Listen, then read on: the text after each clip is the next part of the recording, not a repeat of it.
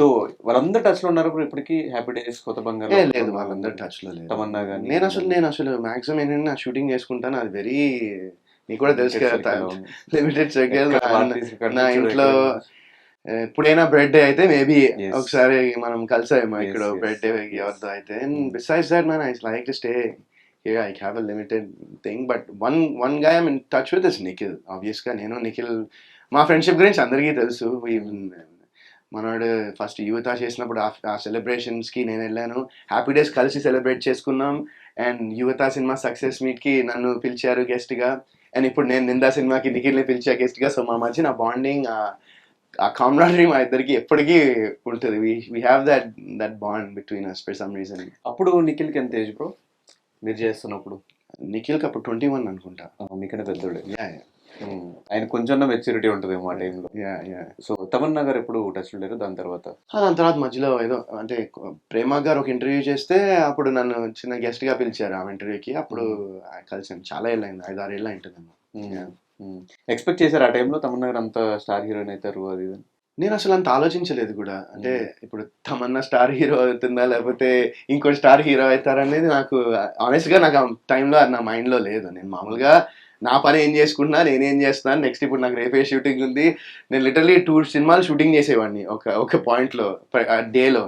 So నా mind అంతా అక్కడే ఉండేది మాక్సిమం. సో వాళ్ళు ఏం చేస్తున్నారు, వీళ్ళు ఏం చేస్తున్నారు అనేది నేను నేనేం చేస్తున్నాను అనేది నాకు ఇంపార్టెంట్.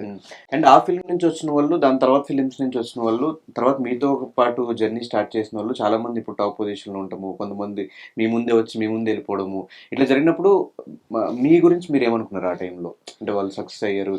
నేను చాలా గర్వపడతానండి. అరే example, I'm so happy so proud of Nikhil. ఎందుకంటే తను కూడా ఇప్పుడు నేను అదే అంటున్నానండి, success and failure is part of life. Everyone has it. Nikhil has seen it. Nikhil Happy Days తర్వాత ఒక 4-5 మూవీస్ చేశాడు, 5-6 మూవీస్ చేశాడు అనుకుంటా. అవి వర్కౌట్ అవ్వలేదు. అవి కూడా ఆ టైంలో తను ఫీల్ అయిపోయి అరే నేనేంటి నా లైఫ్ ఇంతేనా, నేను సినిమా ఫెయిల్ అయిపోయాను మానేసి వెళ్ళిపోలే కదా. హీ డిడ్ంట్ క్విట్ కదా. సో సక్సెస్ ఫెయిలియర్ అనేది ఎప్పటికీ అందరి లైఫ్లో వస్తుంది. ఎప్పుడు మనం గివ్అప్ చేయకుండా, మనం క్విట్ చేయకుండా ఒక పని చేస్తే ఎప్పుడో అప్పుడు సక్సెస్ అవుతాం. So that's what I feel. And I'm super happy for Nikhil. I'm so proud of him. మంచి సినిమాలు. అండ్ ఇప్పుడు ఒక నాట్ జస్ట్ తెలుగు ఆడియన్స్కి, ఇండియాలో ఉన్న చాలా మంది ఆడియన్స్కి తను చేసే సినిమాలు, తను సెలెక్ట్ చేసుకునే కథలతో దగ్గరయ్యాడు. And I'm so happy for him. Is ఇప్పుడు నాట్ ఓన్లీ తెలుగులో అతనే కాదు, మొత్తం పాన్ ఇండియాలో తెలిసిన ఒక నటుడిగా రికగ్నైజ్ అయ్యాడు నిఖిల్. కానీ మీలో ఆ మిస్టేక్ ఏంటి? లైక్ ఎక్కడ రాంగ్ స్టెప్ తీసుకుంటున్నారు ఎవ్రీ మూవీకి అంటే ఏం చెప్తారు? ఎవ్రీ మూవీకి నేనేం రాంగ్ డిసిజన్ తీసుకోలేదు. చాలా సినిమాలు తీసుకున్నా, ఎవ్రీ మూవీకి తీసుకోలేదు. సో ఎవ్రీ మూవీ సక్సెస్ అవ్వకపోవడానికి వాట్ ఇస్ ద రీజన్స్ ఏమై ఉండొచ్చు? ఆడియన్స్ థియేటర్కి వచ్చి సినిమా చూడకపోవడం, అదే రీజన్. సినిమా బాగాలేకపోవడము. అంటే సినిమా బాగాలేకపోవడం ఇన్ సెన్స్ మేబీ నాకు నచ్చచ్చేమో, చూసే వాళ్ళకి నచ్చలే. ఇప్పుడు 100 మంది ఉంటే 51 మందికి నచ్చకపోతే ఆ సినిమా వర్కౌట్ కాదు కదా. 51 మందికి నచ్చినా సినిమా బాగుంది అన్నట్టే నేను నమ్ముతాను. సో నేను చేసే మెజారిటీ ఆఫ్ ద ఫిల్మ్స్ జనాలకి నచ్చలేదు. వెదర్ ఇప్పుడు సినిమా ఎందుకు బాగాలేదా అనడానికి చాలా రీజన్స్ ఉంటాయి, right? It be from story కానీ, ఎగ్జిక్యూషన్ కానీ, స్క్రీన్ ప్లే కానీ, ఇంకా ఎన్నో ఉంటాయి, రైట్? క్యారెక్టరైజేషన్స్ కానీ, మేబీ కాస్టింగ్ అవ్వచ్చు, లేకపోతే మ్యూజిక్ నచ్చకపోవచ్చు, లేకపోతే కొన్ని థింగ్స్ సింక్ కాకపోవచ్చు. ఇప్పుడు సినిమా అనేది నేను అదే చెప్పాను కదా, ఇప్పుడు అన్ని క్రాఫ్ట్స్ అందరూ ఒకే పేజ్ మీద ఉన్నారంటే ఖచ్చితంగా ప్రోడక్ట్ కొంచెం బెటర్గా ఉంటుందని నేను నమ్ముతాను. సో ఈ సినిమాలు, నేను చేసిన సినిమాలు వర్కౌట్ అవ్వకపోవడానికి కారణం ఏంటంటే కొంతమంది ఆ పేజ్లో లేరు. అర్థమైందా? సో ఇప్పుడు వాళ్ళ పేర్లన్నీ చెప్పాలంటే అది వద్దు, నేను చెప్పను కూడా. సో అలా జరిగినాయి కొన్ని సినిమాలకి. So that's why they didn't work out. And అది రెస్పాన్సిబిలిటీ నేనే తీసుకుంటా 100%. ఎందుకంటే అది నేనే ఆ జడ్జ్మెంట్ అది ముందరే నాకు తెలియాల్సింది. బట్ ఆ టైంలో నేను చెప్పాను కదా, ఏజ్ వల్ల కానీ వాట్ ఎవర్ ఇట్ మేబీ నేను అంత కేర్ తీసుకోలేదు. సో అది 100% మిస్టేక్ నాదే. కానీ మధ్యలో బిగ్ బాస్ డెసిషన్ తీసుకున్నారు బ్రో. అంటే సినిమాలు చేసుకుంటూ, అంటే కొంతమంది వచ్చి ఫేమ్ కోసం వస్తారు, డబ్బుల కోసం వస్తారు. ఇప్పటికీ ఉన్న ఫేమ్ ఉంది, డబ్బులు ఉన్నాయి. దేనికోసం మీరు మళ్ళీ బిగ్ బాస్ షో? డబ్బులు ఉన్నాయంటే నేను చెప్తాను ఇప్పుడు. డబ్బులు ఉన్నాయంటే అదే అంటారు, ఇట్లా నన్ను చూసి అట్లా అనుకుంటారు. అలా కాదు. డబ్బులు ఉన్నాయి ఇన్ ద సెన్స్ ఏంటంటే ఎవరికైనా ఎంత డబ్బు ఉన్నా, ఇప్పుడు నేను ఆ టైంలో యూఎస్ వెళ్ళిపోయి 1 సంవత్సరం 2 సంవత్సరాలు ఏం చేయలేదు. అంటే ఏం చేయలేని సెన్స్, ఓకే ఒక రెస్టారెంట్ ఏదో ఒకటి అనుకున్నాము, అది చేసాము, మధ్యలో ఒక కోర్స్ చేశాను. ఎందుకు ఇంకా సినిమాలు వద్దు, ఇండస్ట్రీ వద్దని వెళ్ళిపోయారా ఆ టైంలో? సినిమాలు వద్దు, ఇండస్ట్రీ వద్దు కాదు. నేను చేస్తున్న సినిమాలు, నేను సెలెక్ట్ చేసుకున్న స్క్రిప్ట్స్ మీద నాకే సాటిస్ఫాక్షన్ లేకుండా అయిపోయింది. ఓకే. అంటే నేను చేస్తున్న వర్క్ నేను రేపు పొద్దున్న సినిమా చూస్తే అరే ఎందుకు చేశాను ఇది అనే ఫీలింగ్ నాకు కలిగింది కొన్ని సినిమాల తర్వాత. అప్పుడు నేను ఇంకా అంటే ఆపేద్దామా లేదా అని కాదు, ఫస్ట్ వెళ్ళిపోదాం ఈడ నుంచి. నాకు మైండ్ ఫస్ట్, ఎందుకంటే సినిమాలు చేస్తూనే ఉన్నాను, గ్యాప్ ఇవ్వలేదు, అసలు వర్కౌట్ అవ్వట్లేదు. ఒక్కొక్క రీజన్ నేను చూసిన తర్వాత అనలైజ్ చేస్తే ఈ సినిమా ఎందుకని నాకు అనిపిస్తుంది, ఈ సినిమా ఎందుకని అనిపిస్తుంది. సో ఐ జస్ట్ నీడెడ్, ఎందుకంటే నాన్ స్టాప్ 2007 నుంచి నాన్ స్టాప్ చేశాను. So I just needed a break. 18, 19 ఆ టైంలో అనుకుంటా, 17, 18 ఆ టైంలో. That was your depression.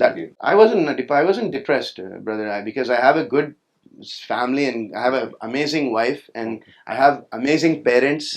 Main ఏంటంటే మేబీ నేను డిప్రెస్ అయ్యేవాడినేమో, కాకపోతే నా ఫ్యామిలీ, నా చుట్టుపక్కల ఉండేవాళ్ళు నన్ను ఎప్పుడూ అలా వెళ్ళనియలే. ఎందుకంటే నేను సక్సెస్లో ఉన్నప్పుడు కూడా అబ్బా నువ్వు అసలు తోపు, నువ్వు సూపర్ అనే అనలేదు. అండ్ నేను ఫెయిలియర్లో ఉన్నప్పుడు కూడా నువ్వు వేస్ట్ గాడిది, నువ్వు అసలు ఫెయిలియర్వి అని ఎవరు అనలేదు. ఎప్పుడు మా ఇంట్లో మా ఫ్యామిలీకి, నాకున్న ఫ్రెండ్స్కి అండ్ నేనంటూ తెలిసిన వాళ్ళకి నేను ఎప్పుడు వరుణ్ లేకపోతే సందేశ్ అంతే. So they all gave me that love. నేను ఎప్పుడు ఆ ఫీలింగ్లో అయితే వెళ్ళలేదు. అప్సెట్ ఫీల్ అయినా, హర్ట్ ఫీల్ అయినా, బాధ ఫీల్ అయినా అంటే డెఫినెట్గా 100% ఎస్ అంట. నేను మనిషిని, నాకు అన్ని ఎమోషన్స్ ఉంటాయి. బట్ ఆ డిసిజన్ తీసుకోవడానికి కారణం ఏంటంటే, ఇప్పుడు మనం ఒక పని చేస్తున్నప్పుడు మనకు ఆ పని మీద ఏదో ఒక సాటిస్ఫాక్షన్ లేనప్పుడు మనం ఆ పని చేయడం కరెక్ట్ కాదని నాకు అనిపించింది. సో నేను న్యాయం చేయట్లేదు నాకు, కానీ నేను అద్దంలో చూసుకున్నప్పుడు నాకు నా మీదే అనిపించేది, ఎందుకు ఇది కరెక్ట్, నువ్వు ఎందుకు ఈ డిసిజన్, ఎందుకు ఈ సినిమాలు చేస్తున్నావు అనే ఫీలింగ్ నాకే వచ్చింది. సో ఆ టైంలో that was the decision I made to go to US వెళ్ళి అక్కడ బ్రేక్ తీసుకుని అక్కడ ఇలాంటి కొన్ని థింగ్స్ చేశాము. చేసిన తర్వాత అప్పుడు నేను ఒక స్టోరీ, నాకు చాలా కిక్ ఇచ్చిన స్టోరీ ఒకటి వచ్చింది. సో దానికోసం ఇండియా వచ్చిన తర్వాత అప్పుడు ఈ కాల్ వచ్చింది. సో ఈ కాల్ వస్తే వితికాకి బాగా ఇష్టం. First of all Bigg Boss ఆ టైంలో ఫాలో అయ్యేది చాలా. She use to watch the episodes and everything before. And she was like ఇది ఎక్స్పీరియన్స్ బాగుంటుంది ఇది అని చెప్తే, ఇంకా నాకు కూడా ఏంటంటే నేను ఒక్కడనే అయితే ఇంపాసిబుల్, నా వల్ల ఏది కాదు, నాకు విధిగా కూడా ఉంది కాబట్టి వెళ్ళా. అండ్ డెఫినెట్గా ఫైనాన్షియలీ ఇట్ వాజ్ గుడ్ అని చెప్తాను నేను. So that was also there. అండ్ నాకు నిజంగా అనిపిస్తుంది అలాంటి ఒక జర్నీ అనేది లైఫ్లో మళ్ళీ రాదు. 105 days ఒక ప్లేస్లో ఉండి అదేంటంటే అసలు మొత్తం ప్రపంచానికే నువ్వు అసలు ఇంకా ప్రపంచంలో లేవన్నట్టు ఉంటుంది. అది బేసిక్గా ఇదే ప్రపంచం అయిపోతుంది ఒక 105 days. సో ఇలా ఒక మొత్తం క్లోజ్డ్ డోర్స్లో ఒక 105 days ఉండాలంటే it's not a easy task అది. బట్ దట్ 91 days విధిగా నాతో పాటు ఉంది కాబట్టి నేను అక్కడ ఉన్నాను అనుకుంటాను నేను అన్ని రోజులు. లేకపోతే నేను సస్టైన్ అయ్యేవాడిని అని కాదనిపిస్తుంది. నేను I probably would have not been able to do it. ఎందుకంటే నేను అంత ఈజీగా I don't it takes me time to mingle with people. But once I mingle అంతే, ఇంకా they become like my family. So ఇప్పుడు ఆ జర్నీ అనేది positive అయిందా, నెగిటివ్ అయిందా? అంటే నాకు నెగిటివ్ అయితే అవ్వలేదు, ఎందుకంటే పాజిటివ్గా అయిందని చెప్తాను నా పర్స్పెక్టివ్లో. బికాజ్ ఫస్ట్ ఆఫ్ ఆల్ ఇప్పుడు నేను వరుణ్ సందేశ్ ఒక వ్యక్తిగా జనాలకి నేను చేసిన సినిమాలు, లేకపోతే వాళ్ళు న్యూస్లో చదివినవి, లేకపోతే నా గురించి వాళ్ళు విన్న రూమర్స్ త్రూ వరుణ్ సందేశ్ అనే వ్యక్తి ఇలాంటాడు అలాంటాడు, లేకపోతే ఆడు ప్లే బాయ్, లేకపోతే ఆడు ఇది రకరకాలుగా ఉండేది జనాలకి నా మీద. సో నేను ఒక 105 days ఒక ప్లేస్కి వెళ్ళి అందరు టీవీలో దగ్గరికి వచ్చి అందరూ నన్ను చూసి ఒక 105 రోజులు నేనేంటో తెలుస్తుంది కదా జనాలకి, వాట్ ఈస్ దిస్ గై అనేది. సో జడ్జ్మెంట్స్ అనేది ఏవైతే నా మీద ముందర క్రియేట్ అయ్యాయో అవి చాలా మంది, మొన్న చెప్తున్నాను కదా, మొన్న ఇంటర్వ్యూ చేసినప్పుడు కూడా ఒక ఆవిడ, నేను బిగ్ బాస్ ముందర మీకు అసలు చాలా యాటిట్యూడ్, మీకు చాలా బలుపు, మీరు ఇవన్నీ అనుకున్నానండి, కానీ మీరు ఇంత హంబుల్, ఎంత స్వీట్ ఉన్నారని నేను ఎక్స్పెక్ట్ చేయనంటే నేను అదే అన్నా. సో మనం యూజువల్గా లైఫ్లో మనం అంటే చాలా మంది అందరం ఏం చేస్తామంటే ఒక బుక్ని కవర్ చేసి జడ్జ్ చేస్తూ ఉంటాం, అది హ్యూమన్ ఇన్స్టింక్ట్ అది. బట్ ఏంటంటే లైఫ్లో నేను ఈ 17 years జర్నీలో నేర్చుకున్నది ఏంటంటే అక్కడ కవర్ ఇంపార్టెంట్ కాదు, లోపల ఏముందో అది ఇంపార్టెంట్ అని that's one thing I learn.